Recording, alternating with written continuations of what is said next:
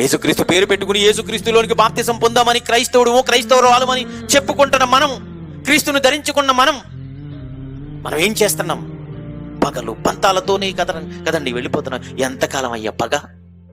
నీ కళ్ళ ముందు మనుషులు చచ్చిపోతున్నా నీ పగ చల్లారదా? నీ కోపం తగ్గదా? ఎదుటి వ్యక్తి నువ్వు క్షమించలేవా? మనం నమ్మిన ప్రభువు కళ్ళ ముందు అవమానపరిచారు, పిడిగుత్తులు గుద్దారు, అవహేళన చేశారు, ఉమ్ములు వేశారు. తండ్రి, వీరేమి చేయుచున్నారు, వీరెరుగరు, వీరిని క్షమించు. నన్ను గూర్చి గ్రంథపు చుట్టలో రాయబడిన ప్రకారము నేను చేస్తున్నానంటే ఆయన పాత్రను డిజైన్ చేసింది, ఆ స్క్రీన్ ప్లే, ఆ దర్శకత్వం. ఇదిగో దేవుడు రాశాడు ఆ పాత్ర. యేసుక్రీస్తు అనే పాత్రను దేవుడు రాశాడు. అందుకే ఈ భూమి మీదకు పంపించాడు.